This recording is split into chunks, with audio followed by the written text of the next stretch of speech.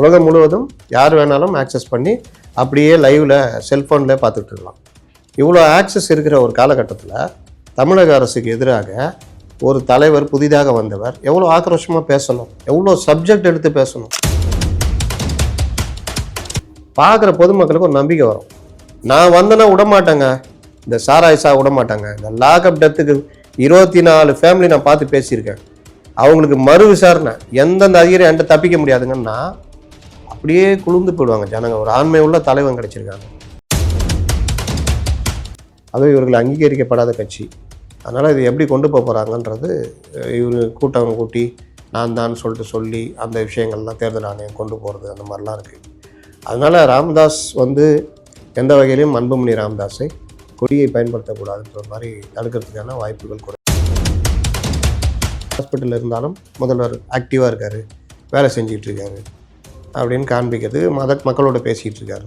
இது அவங்க ஒரு 6-7 ஸ்ட்ராட்டஜி டீம் வச்சுருக்காங்க. அவங்க வேலைலாம் இதுதான். கலைஞர் அவ்வளோதான் முடிவு பண்ணுறாங்க. வைகோ பயங்கரமாக இருக்கார், சிபிஎம் ஹர்கிஷன் சிங் சுர்ஜித் வரார், அது இதுன்றாங்க. இந்த சைடு பார்த்தா காங்கிரஸ் ஏடிஎம்கே கூட்டணி, இப்போ டிஎம்கே எப்படி இருக்குது அந்த மாதிரி வலுவான கூட்டணி ஆட்சியில் இருக்கிறவங்க தேர்தலை சந்திக்கிறாங்க. ஜெயலலிதா இந்த 8 மாதத்தில் இந்த விஷயங்கள் பிரச்சாரம் மற்ற விஷயங்களில் மாற்றினா என்டிஏ ஆட்சி பிடிக்க வாய்ப்பு இருக்குது.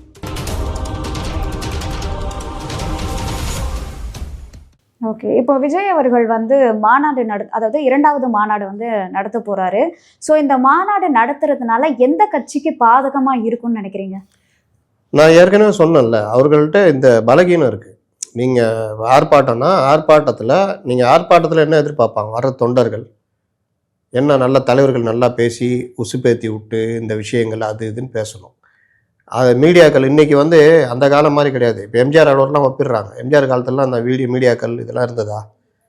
ஆனால் எம்ஜிஆர் ஒரு நடிகர், பெரிய நடிகர். ஊராக இந்த மாதிரி வேன்லாம் கிடையாது, உள்ளேக்கிய டாய்லெட் வசதி அதெல்லாம் கிடையாது. ஒரு ஸ்டுடி பேக்கர் வேனை வச்சுக்கிட்டு ஊராக சுற்றுவார், படம் நடிச்சுக்கிட்டார், ஊராக போய் பிரச்சாரம் பண்ணார். அதெல்லாம் டெலிகாஸ்ட் ஆச்சா? அப்போ சேனலில் டிவியே கிடையாது. இன்றைக்கி அப்படியா? நீங்கள் இங்கே பேசுகிறத துபாயில் இருக்க ஒரு தமிழன் பார்க்கலாம். உலகம் முழுவதும் யார் வேணாலும் ஆக்சஸ் பண்ணி அப்படியே லைவில் செல்ஃபோனில் பார்த்துட்டு இருக்கலாம். இவ்வளோ ஆக்சஸ் இருக்கிற ஒரு காலகட்டத்தில் தமிழக அரசுக்கு எதிராக ஒரு தலைவர் புதிதாக வந்தவர் எவ்வளோ ஆக்ரோஷமாக பேசணும், எவ்வளோ சப்ஜெக்ட் எடுத்து பேசணும். எங்கே பேசுகிறாங்க? இப்போ அந்த செயற்குழு ஒரு கூட்டம் ஒன்று போட்டாங்க, ஞாபகம் இருக்கா? அந்த செயற்குழுவில் நம்ம பெருசாக எதிர்பார்த்தோம். விஜய் ஒரு 1/2 மணி நேரம் பேசுவார், தமிழக அரசியல் நிலத்தை பிச்சு ஒரு வழியாக பண்ணி விட்ருவார், இது திமுகவுக்கு நெருக்கடி ஆகும். அதுன்னு பேசலையே. இன்றைக்கி இவர்கள் ஒரு தடுமாட்டத்தில் இருக்காங்க, யாரை எதிர்க்கிறது அதுன்னு. ரொம்ப ஈஸி. மாநில தேர்தல் தான் வருது, சட்டமன்ற தேர்தல். நீங்கள் ஆளுங்கட்சியை எவ்வளோ அடிக்கிறீங்களோ அவங்க சொல்லுவாங்க, பிஜேபியை தொடமாட்டிக்கிறாரு இவர், சங்கி, பாஜக பி டீம், அதை பற்றிலாம் கவலைப்படக்கூடாது. மாநில அரசியலை எதிர்த்து அடிப்பா. பவன் கல்யாணம் இருந்தார், நீங்கள் பார்த்தீங்கன்னா அவருடைய பேச்செலாம் பார்த்தீங்களா? அந்த பீரியடில் அப்படியே நேரடி சவால் அவர் ஜெகன்மோகனுக்கு பாருன்ற அளவுக்கு ஸ்பீச். அந்த மாதிரி இருந்தால்தான் உங்களை தொண்டை நம்புவான். நீங்கள் கொடுக்குற மெசேஜை தொண்டை போய் 10 இடத்துல பேசுவான். பார்க்குற பொதுமக்களுக்கு ஒரு நம்பிக்கை வரும். நான் வந்தேன்னா விடமாட்டேங்க, இந்த சாராய்ஸா விடமாட்டாங்க, இந்த லாக்அப் டெத்துக்கு 24 ஃபேமிலி நான் பார்த்து பேசியிருக்கேன், அவங்களுக்கு மறு விசாரணை எந்தெந்த அதிகாரி என்கிட்ட தப்பிக்க முடியாதுங்கன்னா அப்படியே குளிர்ந்து போயிடுவாங்க ஜனங்க. ஒரு ஆண்மை உள்ள தலைவன் கிடைச்சிருக்காங்க. இப்போ நீங்கள் அந்த இது வருது ஆகஸ்ட் 25, அவர் பேசுகிறாரான்னு பார்க்கணும். அவர் கடைசியாக வீராவேசமாக அதிக நேரம் பேசுனதுன்னா விக்கிரவாண்டி மாநாடு, முதல் மாநாடு. இதில் இவர் எப்படி பேசுகிறாருன்னு பார்க்கணும். அதற்கு பிறகு செப்டம்பர் 25க்கு பிறகு இவர் சுற்றுப்பயணம் போகிறாரு. சுற்றுப்பயணத்தில் தினம் தினம் இருக்கிற விஷயங்கள், ஒவ்வொரு ஊருக்கும் போனால் அந்தந்த ஊருடைய பிரச்சனைகள், இந்த மாதிரி பல விஷயங்கள் இப்போ எடப்பாடி பேசுகிறாருல, அந்த மாதிரி பேசணும். நீங்கள் பேசுறதுக்கு ரியாக்ஷன் வரும், அந்த ரியாக்ஷனுக்கு மறுநாள் பதில் சொல்லணும். இந்த மாதிரி ஒரு பெரிய ஒரு இதை பண்ணணும். மழைக்காலம் வேறு ஆரம்பிச்சிடும். அதனால் அவர் முன்னாடி பல சவால்கள் இருக்குது. நான் ஏன் சொல்கிறேன்னா, அதுக்கு நீங்கள் தயாராகணுன்றேன். தயாராகாமையே ஆர்ப்பாட்டம்னா 2 நிமிஷம் தான் பேசுவேன், பரந்தூர் போனால் பரந்தூர் பற்றி மட்டும் பேசிட்டு வந்துடுவேன் அப்படின்னா அது உபயோகப்படாது. அப்போ விஜய் அவர்கள் இன்னும் அரசியல் கற்றுக்கணும் அப்படின்னு சொல்ல வரீங்களா? வாழ்க்கையே அப்படி தாங்க, தினம் கற்றுக்கணும். ட்விட்டர் இது ஃபேஸ்புக்கு வந்தப்போ கலைஞர் முதல்ல ஃபேஸ்புக்கில் வந்துட்டார். முதல்ல வந்த தலைவர் கலைஞர் தான், தலைவர்கள்லேயே, தமிழக தலைவர்கள்லேயே. அவருக்கு அப்போ வயசே 80 இருக்கும். ஏன் 80 வயசில் நான் எதுக்குப்பா இதெல்லாம் தெரிஞ்சுக்கணும், நான் பார்த்தாரு. அதுதான் கை கொள்றதுன்னுவாங்க. அப்டேட் ஆகிறதுனால தான் நீங்கள் அடுத்தடுத்து போக முடியும். அதனால் வாழ்க்கையே ஒரு இதுதான், கல்லூரி தான். அது தினம் தினம் படிச்சுட்டு தான் இருக்கணும் நீங்கள். இப்போ தமிழக வெற்றி கழகத்திலிருந்து வெளியேறின வைஷ்ணவி அவர்கள் திமுகவில் இணைஞ்சிருக்காங்க. இப்போ ஒரு கம்ப்ளைண்ட் ஒன்று கொடுத்துருக்காங்க. என்ன கம்ப்ளைண்ட்னு பார்த்தீங்கன்னா, இந்த மாதிரி தமிழக வெற்றி கழக தலைவர் விஜய் அவர்களையும் தொண்டர்கள் மேலேயும் வந்து கம்ப்ளைண்ட் கொடுத்துருக்காங்க. என்னன்னா, என்னை வந்து சோஷியல் மீடியாவில் வந்து ஆபாசமாக சித்தரிக்கிறாங்க, கமெண்ட்ஸ்லாம் ரொம்ப கேவலமாக வருது அப்படின்னு சொல்லி அவங்கள கைது பண்ணணும் அப்படின்னு சொல்லி கம்ப்ளைண்ட் கொடுத்துருக்காங்க. இதை எப்படி பார்க்குறீங்க? 2 விஷயம். எப்போவுமே நான் இதுக்கு எதிரானவன். ஒரு பெண்ணையோ இல்லை ஒரு யாராக இருந்தாலும் அவங்களுடைய உருவ கேலி பண்ணுறது, அவதூறாக பேசுறது, அசிங்கமாக பேசுறது, பதிவு போடுறது, இந்த வேலைகள் வந்து எங்கேயுமே ஏற்புடையதில்லை. மூளை இல்லாதவன் தான் அந்த வேலையை செய்வான். கருத்துக்கு கருத்து, விமர்சனத்துக்கு விமர்சனன்றது தான் உங்கள் மேலே மரியாதை இருக்கும், நீங்கள் ரீச் ஆவீங்க. நீங்கள் ஒரு பதிவு போடுறீங்கன்னா அந்த பதில் சொல்லுங்கள், இல்லை விட்டு கடந்து போங்க. கீழே வந்து 8 தலைமுறை இழுத்து திட்டுறது, இப்போல்லாம் கூலிக்கு ஆள் வச்சு திட்டுற வேலைலாம் நடக்குது. இப்போ நான் என் ட்விட்டர்லாம் பார்த்தீங்கன்னா, நான் கவர்மெண்ட்டை விமர்சித்தா போட்டால் கீழே கூலிக்கு ஆள், எனக்கு பீட் வேறு கொடுத்துருக்காங்க. இந்த பத்திரிகை துறையில் பார்த்தீங்கன்னா, இப்போ நாங்கள்லாம் பத்திரிகையில் வேலை செய்யும்போது காங்கிரஸ் பீட்டு, மதிமுக பீட்டு, திமுக பீட்டுன்னு இருக்கும். எங்கள் வேலை அந்த கட்சி ஆஃபீஸுக்கு போயிட்டு அந்த கட்சி சார்ந்த விஷயங்கள் எல்லாம் டெய்லி நியூஸாக நாங்கள் கொடுக்கணும், ஸ்கூப் கொடுக்கணும், நியூஸாக கொடுக்கணும். அந்த மாதிரி எனக்கு ஒரு பீட்டு, கூலிக்கு ஆள், நான் எது போட்டாலும் வந்து திட்டணும். இது தாவேகவும் பண்ணுது, திமுகவும் பண்ணுது. அப்போ இந்த மாதிரி வேலைகளை பண்ணுறது ஒரு பக்கம். இவர்கள் பெண்ணுன்றதுனால கூடுதலாக பண்ணுறாங்க. சரி, நான் கேட்குறேன், வைஷ்ணவி என்ன பொறுப்பில் இருந்தாங்க தாவேக்கால? அவங்க வந்து எந்த பொறுப்புலையும் இல்லை தமிழக வெற்றி கழகத்தில். அப்போ ஜாலியாக ரீல்ஸ் போட்டுக்கிட்டு அப்படியே தூக்கி பிடிச்சிட்டு இருந்தப்போ சந்தோஷமாக இருந்ததில்ல? அப்புறம் போகும்போது ஏதோ லெட்டர் ஹெட்டில் தெரியுது, அவங்க குழந்தைகள் கட்சின்னு பெருசாக லெட்டர் ஹெட்டில் போட்டு விலகுகிறேன். யாராவது ஒரு உறுப்பினர் நீ இருந்தார் போனால் தான் சொல்ல போகிறாங்க. அங்கே யார் வரவேற்றா? திமுக அமைச்சர், முன்னாள் அமைச்சர் செந்தில் பாலாஜி அதுன்னு வரவேற்றாங்க. அதுக்கப்புறம் இந்த அம்மா கடுமையாக இவங்க எதுக்கு பயன்பட்டாங்க? விஜயை கடுமையாக விமர்சிக்கிறதுக்கு பயன்பட்டாங்க. அப்போ இயற்கையாகவே அந்த தொண்டர்கள் பதில் சொல்லுவாங்க, கிண்டல் அடித்தாங்க. இதில் சிலர் ஓவராக போயிட்டாங்க, அதில் நமக்கு ஏற்புடையதல்ல. அப்போது இந்த மாதிரி விவகாரங்களுக்கு எதிராக இவங்க புகார் கொடுத்துருக்காங்க. ஆனால் இவர்கள் புகார் கொடுத்து இவங்க கூட நிற்கிறவங்க, இவர்களுக்கு ஆதரவாக நிற்கிறவங்களாம் பார்த்தா அதே வேலையை செஞ்சுக்கிட்டு இருக்கிறவங்க. மற்ற கட்சிக்காரங்களை ரொம்ப கேவலமாக இதை ஆரம்பித்தது அவங்க தான். சமூக வலைதளங்களில் ஒருத்தர் எதிர்கருத்து வச்சா அவரை கேவலமாக திட்டுறது, குடும்பத்தை இழுத்து பேசுறது, ரொம்ப அதாவது அவன் மனசுன்னு வந்து இனி நான் ட்விட்டர் பக்கம் இன்ஸ்டா பக்கமே வரமாட்டேமான்ற அளவுக்கு அடிக்கிறது, இந்த மாதிரி ஆட்கள் தான். அதனால் இன்றைக்கி அவங்க ஆளுங்கட்சியாக இருக்கிறதுனால அவங்க புகார் ஒரு வேளை ஏற்கப்படலாம். ஆனாலும் நான் சொல்கிறேன், எல்லோருக்குமே சொல்கிறது என்னென்னா, சமூக வலைதளங்களில் வார்த்தைகள் இந்த மாதிரி விஷயங்கள்லாம் பார்த்து பயன்படுத்தணும். குறிப்பாக பெண்களுக்கு எதிரான வார்த்தைகள் உங்களுக்கு எதிராகவே திரும்புறதுக்கு வாய்ப்பு இருக்கிறது. இப்போ விஜய் அவர்கள் வந்து காங்கிரஸ் தலைவர் ராகுல் காந்தி அவர்களை வந்து மீட் பண்ணுறதுக்கு டைம் கேட்டதாக வந்து சொல்கிறாங்க, அது உண்மைதானா? அதாவது விஜய் வந்து ராகுல் காந்தி கூட பேசுனதுன்றது ஒரு தடவை நடந்தது, கிட்டத்தட்ட ஒரு 4-5 மாதம் முன்னாடி. ராகுல் கூட இருக்கிற ஒரு நண்பரும் இங்கே விஜய் கூட ஒரு விவரம் ஃபோன் போட்டு அந்த ஃபோன் கொடுத்து பேசுனாங்க. அதை செல்வ பெருந்தகை கூட அந்த டைமில் சொன்னார், விஜய் இந்தியா கூட்டணிக்குள்ளே வரணும் அப்படின்னு சொல்லிட்டு சொன்னார். ஞாபகம் இருக்கா? அந்த டைம் தான். அதற்கு பிறகு இவர்கள் பெரிதாக எந்த முயற்சியும் எடுக்கல, ஆர்வமும் காட்டல. விஜய்க்கு பொறுத்த வரைக்கும் புஷி ஆனந்த், ஜான் ஆரோக்கியசாமி என்ன முடிவு பண்ணுறாங்களோ அதுதான் நடக்குது. இவர்களை பொறுத்த வரைக்கும் நம்ம தனியாக நின்னா ஜெயிச்சிருவோம், 25% இருக்குது. விஜய் ஒரு ரவுண்ட் வந்தார்னா 10% வந்துடும். 10%லாம் இவங்களுக்கு ரொம்ப சாதாரணமாக இருக்குது. ஏதோ அப்படி போட்டால் அப்படி வந்துடும்னு. நீங்கள் சீமான் கிட்டத்தட்ட 2010 கரடியாக கத்திக்கிட்டு இருக்காரு, இப்போ தான் 8% வந்திருக்காரு. திருமாவளவன் கேட்டிங்கன்னா சொல்லுவாங்க 4%, 3% வரத்துக்கே எத்தனை வருஷம் ஆச்சு, 20-25 வருஷம்னு. இடதுசாரிகளை கேட்டிங்கன்னா 1920 இருக்காங்க. 64 சிபிஎம் சிபிஐ பிரிஞ்சாலும் இவர்கள் இன்னை வரைக்கும் 2% தாண்ட முடியல. இவர் 6 மாதத்தில் ஒரு ரவுண்டு வந்தால் 10% வரணும், எவ்வளோ பெரிய ஜனங்களை எவ்வளோ பெரிய கேலி கூத்தாக்குறது. அதனால் இந்த நம்பிக்கையில் இருக்கிறாங்க. அதனால் அவர்கள் இப்போ வரைக்கும் ஒரு தெளிவான முடிவுக்கு வரல. நான் இன்னொன்று, எல்லா கட்சியிலுமே பத்திரிகையாளர் கூட யாரோ ஒருத்தர் தொடர்பில் இருப்பாங்க. கட்சியோட நிலைப்பாடு இது என்ன அது என்ன தெரியும். தாவேக்கால அது கிடையவே கிடையாது. அவர்களுக்குள்ள ஒரு மர்ம உலகமாக அப்படியே சுற்றிக்கிட்டு யாரு கூடயும் பேச மாட்டாங்க, யாரையும் உள்ளேயும் சேர்க்க மாட்டாங்க. நீங்கள் காளியம்மாள்ல இருந்து பல பல பெரியவர் பல கட்சி தலைவர்கள் உள்ளே வர ட்ரை பண்ணி யாரையுமே உள்ளே விடல.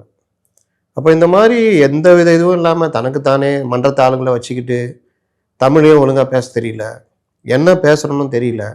இந்த மாதிரி பார்த்தீங்கன்னா ட்ரால் ஆகிட்டு இருக்குது 2-3 நாளாக. பேச தெரியாமல் பேசிக்கிட்டு என்ன ஆரம்பிக்கிறேன் எங்கே முடிக்கிறாங்கன்னு தெரியல. அதிமுகவை ஏன் எதிர்க்கிறீங்கன்னு கேட்டால் அதிமுகவை நாங்கள் எதிர்க்க மாட்டோம், ஏன்னா அதிமுகவை இப்போ தாவேகாக்குள்ளே இருக்குன்றாங்க. அப்போ எடப்பாடி போராடுறது கூட்டம் கூடுறது வர்றதெல்லாம் அவங்களாம் திமுக ஆட்கள் அங்கே வராங்க.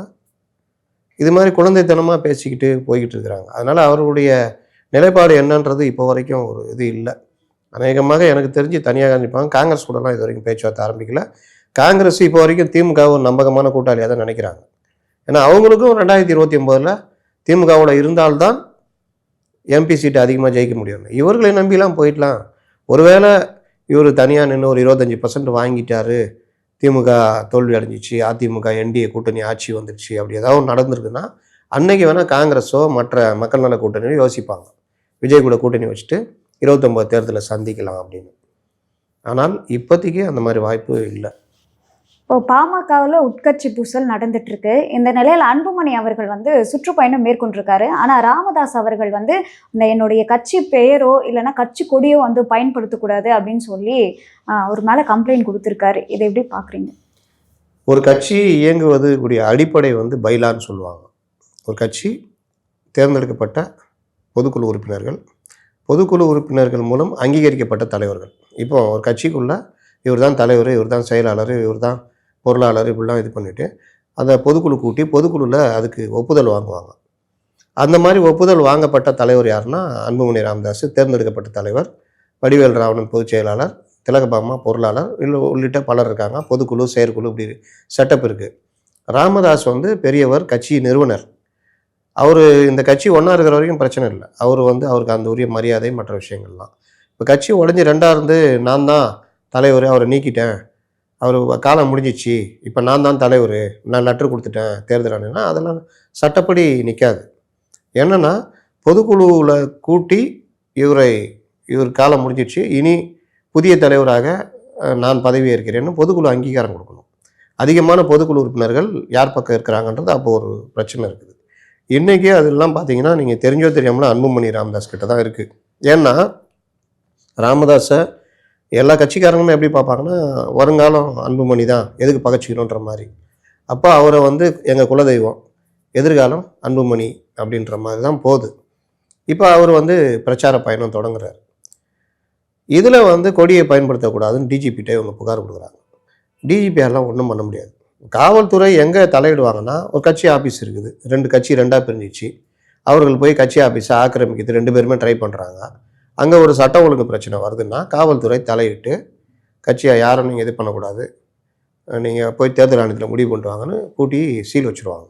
அந்த மாதிரி விஷயம் இப்போ ஏடிஎம்கேக்கு நடந்ததில்ல, 87 எம்ஜிஆர் மறைவுக்கு பிறகு கட்சி ஆஃபீஸ் சீல் வைக்கப்பட்டது, யார் போய் முடிவு பண்ணிட்டு வாங்கன்னு. அந்த மாதிரி தான் போலீஸ் தலையிட முடியுமே தவிர அன்புமணி ராமதாஸ் நீங்கள் கட்சி கொடியை பயன்படுத்தக்கூடாதுன்னா சொல்ல முடியாது. அதை சொல்ல வேண்டியது தேர்தல் ஆணையம். அதுவும் இவர்கள் அங்கீகரிக்கப்படாத கட்சி. அதனால் இது எப்படி கொண்டு போக போகிறாங்கன்றது இவர் கூட்டம் கூட்டி நான் தான் சொல்லி அந்த விஷயங்கள்லாம் தேர்தல் ஆணையம் கொண்டு போகிறது அந்த மாதிரிலாம் இருக்குது. அதனால் ராமதாஸ் வந்து எந்த வகையிலையும் அன்புமணி ராமதாஸை கொடியை பயன்படுத்தக்கூடாதுன்ற மாதிரி தடுக்கிறதுக்கான வாய்ப்புகள் குறைவு.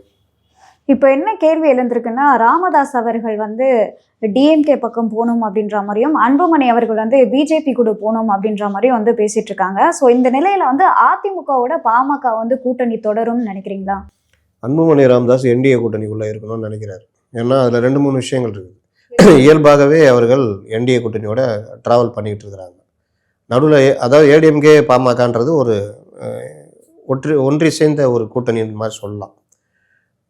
விடுதலை சிறுத்தைகள் இங்கே இருக்கிறதுனால பாமக அங்கே இருக்குது, அவர்களுக்கு அந்த ஒரு பிரச்சனையும் இருக்குது, திமுக கிட்ட வர முடியாதுன்ற பிரச்சனையும். இப்போ அன்புமணி ராமதாஸ் அப்பா கிட்ட சண்டை போட்டதெல்லாம் நம்ம என்டிஏவிலேயே தொடருவோம். ராமதாஸும் கிட்டத்தட்ட அதுதான், நான் ஏடிஎம் கூட போக சொன்னேன், பிஜேபி கூட போயிட்டு தான் குற்றச்சாட்டு வைக்கிறார் தவிர ஏடிஎம் கூட இவங்க கூட போகவே கூடாதுன்னு சொல்லலை. அப்போ இந்த கூட்டணி தொடர்ந்ததுன்னா நாளைக்கு 2029 பார்லிமெண்ட் எலெக்ஷனில் அதே தர்மபுரியில் திருமதி சௌமியாவை நிற்க வச்சாங்கன்னா இந்த கூட்டணி ஒன்றா இருந்தால் ஜெயிச்சிருவாங்க, தர்மபுரி ஈஸியாக ஜெயிச்சிருவாங்க. அப்படி ஜெயிச்சா மத்தியில் ஏதாவது ஒரு இணையமைச்சர் பதவி ஏதாவது வாங்கலாம். இந்த மாதிரி இப்போ அன்புமணி ராமதாஸ் மேலே இருக்க வழக்கு, இன்னும் பல விஷயங்கள் இப்போ ஏடிஎம்கே கூட்டணி கூட இருந்தால் அதிக எம்எல்ஏக்கள் கேட்டு வாங்கலாம். அந்த மாதிரி விஷயங்களில் அவர் யோசிக்கிறார். ராமதாஸ் ஏதோ ஒரு வகையில் சூழ்நிலைக்கு பொருந்தாத ஒரு முடிவை எடுத்துட்டார். அதற்கு பிறகு திமுக அதுலேருந்து பின்வாங்கிடுச்சு.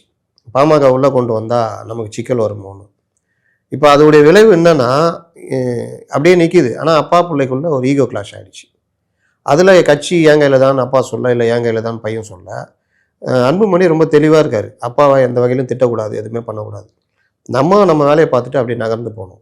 நாளைக்கே அவர்கள் ஒரு பொதுக்குழு கூட்டி கட்சி தலைவர் எல்லாம் தேர்ந்தெடுக்கப்பட்டாலும் நிறுவன தலைவராக எங்கள் தெய்வம் ஐயா ராமதாஸ் தொடருவான்ற மாதிரி தான் கொண்டு போவாங்க. எப்படி கண்ணீர் துளிகள்னு திமுக வெளியில் வந்தப்போ பெரியாரை அவருக்காக நாற்காலி அப்படியே இருக்குது அப்படின்னு அண்ணா சொல்லிட்டு அந்த உருட்டுனாங்க அந்த டைமில். அந்த மாதிரி பண்ணுவாங்களா, அதே மாதிரி இதை பண்ணுவாங்க. அதனால் கட்சி கிட்டத்தட்ட அன்புமணி ராமதாஸ் கையில் இருக்குது. அது வந்து என்டிஏ கூட்டணி போகிறது தான் அதிக வாய்ப்பு இருக்குது. தமிழக முதல்வர் வந்து உடம்பு சரியில்லாமல் வந்து ஹாஸ்பிட்டலில் அட்மிட் ஆயிருக்காரு. இந்த நிலையிலுமே வந்து அவர் மக்களுக்காக பணி செய்கிறாரு அப்படின்ற மாதிரி நிறைய ஃபோட்டோஸ் வீடியோஸ்லாம் வந்து வெளியிட்டு இருக்காங்க. இதை எப்படி பார்க்குறீங்க நீங்கள்?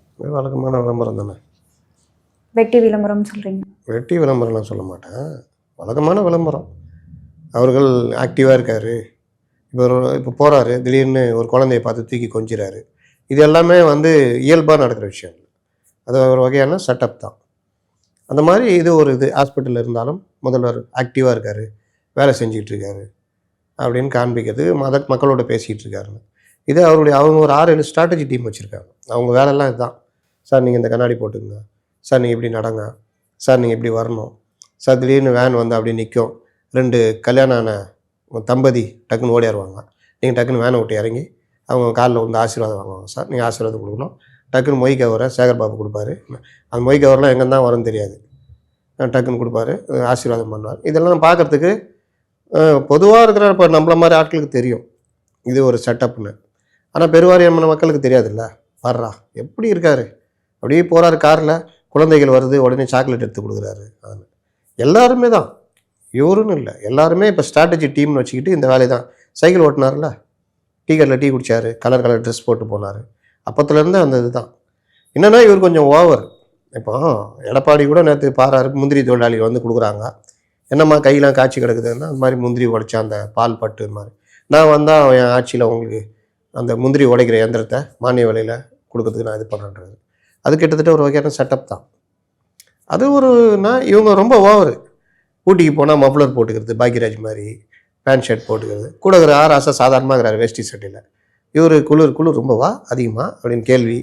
அதனால் அந்த மாதிரி விஷயங்கள்லாம் வந்து அதில் ஒன்று தான் இந்த மாதிரி. இதுலேயே இன்னொரு விஷயம் என்ன அப்படின்னு பார்த்தீங்கன்னா, இப்போ இவங்க வந்து ஓரணியில் திரண்டு பயணம் பண்ணிட்டு இருக்காங்க இல்லையா? ஸோ இவங்களுடைய கட்சி வந்து பிடிச்சி 1,25,00,000 பேர் வந்து சேர்ந்துருக்கிறதா, உறுப்பினராக சேர்ந்துருக்கிறதா வந்து சொல்கிறாங்க. ஸோ இதை எப்படி பார்க்குறீங்க? இந்த 1 கோடி 2 கோடி சேர்க்குறேன், அதுதான் இப்போ இவங்க தாவேகா 2 கோடி, ஏடிஎம்கே 2 கோடி, பாஜக 1 கோடி, இன்னும் பிற கட்சிகள் ஆளுக்கு 50 லட்சம் இப்போ இதெல்லாம் கூட்டினீங்கன்னா உத்தரப்பிரதேசத்தில் இருக்கிற வாக்காளரோட கூட இருப்பாங்க. இன்னொன்று, இந்த நேரத்தில் தேர்தல் நேரத்தில் யாராவது உறுப்பினர் சேர்த்துட்டு இருப்பாங்களா? இப்போ உங்கள் வீட்டுக்கே வராங்க, நீங்கள் அதிமுக ஓட்டு போடுறவங்க, திம்முன்னு 10 திமுககாரங்க வர்றாங்க, வணக்கம்மா எப்படிமா இருக்கிறீங்க அப்படின்னா உங்களுக்கே பக்குன்னு இருக்கும். என்னடா இது இப்படி முரட்ட ஆட்களாக இருக்காங்க, நம்மளை பார்த்து வணக்கம் சொல்கிறாங்க. சரி வாங்க சார், என்ன சார் இந்த மாதிரிம்மா நாங்கள் சேர்க்க போகிறோம், ஃபோன் நம்பர் கொடுங்கம்மா அப்படின்ட்டு பேர்லாம் எழுதிக்கிறாங்கன்னா நீங்கள் என்ன முடியாதுங்க, நான் அதிமுக தான் ஓட்டு போடுவேன், என்னால் முடியாதுங்கன்னு நான் சொல்லுவீங்க? கம்முன்னு தான் இருப்பீங்க. இப்போ ஓட்டு கேட்டு வருவாங்கன்னா கட்சிக்காரங்க, எந்த கட்சிக்காரங்க தான் நம்ம என்ன சொல்லுவோம்? சார் ஆமாம் நல்லா பண்ணுறாரு சார், இந்த தடவை நான் அதான் சார் அப்படி சார்னுவோம். ஆனால் ஓட்டு போடும்போது எந்த கட்சிக்கு தீர்மானம். இந்த உறுப்பினர் சேர்ப்பும் இப்படி தான். நீங்கள் போயிட்டு பொதுவாக எலெக்ஷன் எப்படின்னா, இப்போ நான் ஒன்று சொல்கிறேன், 91 ராஜீவ்காந்தி மரணம், தெரிஞ்சோ தெரியாமல அந்த பழி திமுக மேலே சுமத்தப்பட்டது. திமுக படுதோல்வி, அதிமுக பெருவெற்றி. அப்போ எல்லா வாக்காளர்களும் அதிமுக கட்சியில் சேர்ந்துட்டாங்களா? 96 ஊழல் புகார், போலீஸ் அதிகாரம், அது இதுன்னு கடுமையான கோபத்தில் ஜெயலலிதா ஆட்சி வீழ்த்தப்பட்டது. ஜெயலலிதா தோற்று போயிட்டாங்க. அப்போது திமுக பெருவெற்றி. அப்போ அதிமுகவில் 91 சேர்ந்தவங்க எல்லாம் திமுகவில் சேர்ந்துட்டாங்களா? எப்போவுமே தேர்தல்ன்றது அந்த சூழ்நிலையை பொறுத்து பொதுவான வாக்காளர் இருப்பாங்க, ஒரு 20% 15% இருப்பாங்க. இவர்கள் கட்சிக்கான ஓட்டு தனியாக விழும். ஆனால் வெற்றி தோல்வியை தீர்மானிக்கிறது அப்போதைய சூழ்நிலை. இந்த ஆட்சி வேணாயா, இது ஒழிஞ்சு போகணும், இதுதான் கரெக்டு அப்படின்ற ஒரு, நான் 96 கண்கூட பார்த்தேன். திடீர்னு அதாவது டிஎம்கே 2 பிரிஞ்சு கிடக்குது. கலைஞர் அவ்வளோதான் முடிவு பண்ணுறாங்க. வைகோ பயங்கரமாக இருக்காரு, சிபிஎம் ஹர்கிஷன் சிங் சுர்ஜித் வரார் அது இதுன்றாங்க. இந்த சைடு பார்த்தா காங்கிரஸ் ஏடிஎம்கே கூட்டணி, இப்போ டிஎம்கே எப்படி இருக்குது அந்த மாதிரி வலுவான கூட்டணி ஆட்சியில் இருக்கிறவங்க தேர்தலை சந்திக்கிறாங்க ஜெயலலிதா. அப்போது ரொம்ப கஷ்டம்தான் போல அப்படின்னு பேசிட்டு காலத்துலேயே மூப்பனார் கட்சியை உடைச்சிட்டு வர்றாரு வெளியே. டக்குன்னு டிஎம்கேவோட ஃபார்ம் ஆகிறாரு. ரஜினி திடீர்னு வர்றாரு, வாய்ஸ் கொடுக்குறாரு. இதெல்லாம் பார்க்கும்போது டக்குன்னு மாறுது. ஜனங்க மத்தியில் நம்ம எல்லார்ட்டையும் பேசும்போது சொல்கிறாங்க, ஏங்க அந்த ஆட்சி ஒளினாங்க, மூப்பனார் வந்துட்டாரு, ரஜினி வந்துட்டாரு, வேற லெவலுங்க, இந்த கட்சி தாங்க ஜெயிக்கும், இது இருக்குல்ல, இந்த மனப்பான்மை இருக்குல்ல, இது பெருவாரியாக மாறி ஜெயிக்கிற கட்சிக்கு ஓட்டுன்ற ஒரு மனநலில் கொஞ்சம் பேர் இருப்பாங்க. அப்புறம் வேணாம் அப்படின்ற ஒரு பொதுவான ஒரு இதுக்கு ஆட்படுற மக்கள் இதெல்லாம் சேர்ந்து டிஎம்கே பெருவெற்றி. நீங்கள் ஒன்றும் இல்லை, பிஜேபிக்குன்னு வாக்கு வங்கி பார்த்தீங்கன்னா 2.62 இல்லாட்டி 4 to 5 வச்சுக்கோங்க தமிழ்நாட்டில். போன 2024 எலெக்ஷனில் எல்லா மீடியாக்களையும் சொல்ல வச்சாங்க. ஏன்னா ஏடிஎம்கே ஒன்றும் இல்லாமல் ஆக்கிறதுக்காக அண்ணாமலை தான் இது பாஜக 2வது இடம், 6 சீட்டு ஜெயிப்பாங்க, ஆச்சா பூச்சான்னாங்க. இந்த இது என்ன ஆயிடுச்சுன்னா ஒரு 5% வாக்காளர்களை பாஜக ஜெயிச்சிடும் போல பார்லிமெண்ட் எலெக்ஷன் சொல்லிட்டு வாக்கு போட வச்சது. அதில் ஒரு 8-9 தடவை செகண்ட் வந்தாங்க. அப்போ 11% வாங்கினாங்க. இந்த 11% பாஜகவுடைய உண்மையான வாக்கு வங்கியான்னு பார்த்தா கிடையாது. அது அந்த நேரத்தில் டிஎம்கேயும் சேர்ந்து பண்ண அந்த, ஏன்னா ஏடிஎம்கே மட்டுப்படுத்துன்னு பண்ண பிரச்சாரத்துடைய விளைவு. அதனால் நீங்கள் போய் மெம்பர்ஷிப் 2 கோடி சேர்த்து நீங்கள் 2 கோடி சேர்த்திங்கன்னா அதெல்லாம் ஒன்றும் வேலை. நீங்கள் 2 கோடி சேர்த்து அதே வீட்டில் தான் போய் தான் தாவேகா தொண்டர்லாம் சேர்ப்பாங்க. அக்கா இவங்க அம்மா அப்படின்னு ஒரு மாதிரி இருப்பாங்க, இவங்க சின்னப்பா அக்கா கொஞ்சம் போடுங்கக்கா, அப்பா அவங்க நீங்கள் போடுங்க சொல்லுங்கள், எங்களுக்கு டார்கெட் கொடுத்துருக்காங்க, எவ்வளோ பேர் கேட்குறீங்க, 5 பேர் பேர் எழுதி ஆப்பில் இது பண்ணி போட்டுருவோம். இப்போ ஒரே உறுப்பினர்கள் இங்கேயும் 2 கோடி அங்கேயும் 2 கோடி இருப்பாங்க. ஏடிஎம்கேயும் சொல்லிக்கோம் நாங்கள் 2 கோடின்னு. பாஜக மிஸ்கால் ஏற்கனவே தெரியல, மிஸ்கால் கொடுத்தால இதுன்னு 1 கோடி மெம்பர்ஷிப்பு, இன்னும் 1 கோடி பேரை ஓட்டு போட்டான். அதனால் இந்த விஷயங்கள் எல்லாமே தொடர்ச்சியாக நடக்கும். இதெல்லாம் வச்சுக்கிட்டுலாம் ஒரு கட்சி ஆட்சிக்கு வந்துடும். இது என்னென்னா மக்கள் மனசில் ஒரு, இவங்க பாரு வலுவாக இருக்கிறாங்க திமுக. இன்றைக்கும் ஒரு வெளியில் நீங்கள் பேசுனீங்கன்னா திமுக தாங்க மறுபடியும் ஜெயிக்கும் அப்படின்ற ஒரு இது இருக்குது. இந்த 8 மாதத்தில் இந்த விஷயங்கள் பிரச்சாரம் மற்ற விஷயங்களில் மாற்றினா என்டிஏ ஆட்சி பிடிக்க வாய்ப்பு இருக்குது. இல்லாட்டி இவர்கள் அந்த கருத்தியலை வைத்து வெற்றி பெறத்துக்கும் வாய்ப்பு இருக்குது. ஆனால் இந்த பேச்சுகள் எல்லாமே இருக்கும் பொழுது மக்கள் பிரச்சனைகளை சந்திக்கிறாங்கல்ல. 1000 ரூபா உரிமை தொகை கொடுத்துட்டீங்க, 1000 ரூபா கொடுத்துட்டாங்க, ரைட்டுங்க. கரண்ட் பில் எவ்வளோங்க கட்டுறீங்க, அது ஏங்க கேட்குறீங்க, 6000 ரூபா கட்டுறாங்க. ஏங்க 1000 ரூபா கொடுத்துட்டு 1500 ரூபா இருந்த இடத்துல இப்போ 6000 ரூபா கட்டுறீங்கன்னா, 1000 ரூபா கொடுத்து உங்கள்கிட்ட 3000 ரூபா வேறு வழியில் கொடுக்குறான்னா அந்த கோபம் இருக்குல்ல. எங்களுக்கு 1000 ரூபா கொடுக்குறீங்க, டாஸ்மார்க்கில் வீட்டுக்காரன் அந்த காசை கொண்டு போய் குடிக்கிறான், 12000 ரூபா குடிக்கிறான், போதும் இல்லை. இந்த மாதிரி பணம் அந்த கோபம்லாம் மக்களுக்கு இருக்கும்ல, அதை யார் தொட்டு பேசுகிறாங்களோ அது அப்படியே மாறும். இதுதான் நிலைமை. இப்போ அதிமுக திமுக இந்த 2 கட்சியோட எதிர்ப்பு வாக்கு எந்த கட்சிக்கு போகும்னு நினைக்கிறீங்க? நாம் தமிழரா எல்லாம் தமிழக வெற்றி கழகம்? இப்போ அந்த பிரம்மாண்ட கட்சின்னு சொன்னதில் 2 கட்சி எங்கே போகுதுன்னு தெரியாது இந்த 8 மாதத்தில். அது ஒன்று இருக்குது. 2வது இந்த எதிர்ப்பு வாக்குகளில் ஓரளவுக்கு விஜய் எடுப்பார்னு வச்சுக்கலாம். இப்போ திமுக சிறுபான்மை மக்கள் 11% ப்ளஸ்ஸு பட்டியலின மக்கள் அதெல்லாம் சேர்த்தா திமுகவுக்கு மட்டுமே அது இருந்துச்சு இது வரைக்கும். ஏன்னா சிறுபான்மை மக்கள் எந்த காலத்துலையும் பாஜக கூட்டணியில் கட்சிக்கு போட மாட்டாங்க. அப்போ ஏடிஎம்கே கூடாது, திமுகன்னா நமக்குன்னு இருந்தாங்க. இப்போ விஜய் வந்திருக்காரு, அவர் நான் சிறுபான்மை மக்களுக்காக நிற்பேன், வக்பு திருத்த மசோதாக்கு எதிராக நான் இது பண்ணேன், திமுக சொல்கிற அதே விஷயங்கள்லாம் சொல்கிறாரு. இப்போ அவருக்கு அந்த ஓட்டு விழுமா உள்ளதா? அந்த பயம் திமுக இருக்குது. அப்போது 11%ல் ஒரு 6% வாங்கினார்னா அது திமுகவுடைய கோர் ஓட்டை வாங்குற மாதிரி, திமுகக்குன்னே இருக்கிற ஓட்டு. அப்போ அதே மாதிரி திமுக எதிர்ப்பு வாக்குகளை அதிமுக வச்சுக்கிட்டு இருக்குன்னா அந்த அதிமுக எதிர்ப்பு வாக்குகளில் தாவேகா எடுக்கிறதுக்கும் வாய்ப்பு இருக்குது. அதுதான் அவங்க சொல்கிற 20%.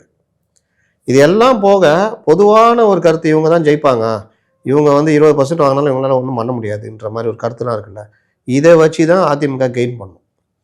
இதில் சீமானோ இல்லை தாவேகாவோ அதிமுக கூட போகிறாங்கன்னு வச்சுங்க ஒரு வேலை. உங்களோட நேரத்தை ஒதுக்கி பல்வேறு கேள்விக்கு விளக்கம் அளிச்சிருக்கீங்க, அதற்கு நன்றி.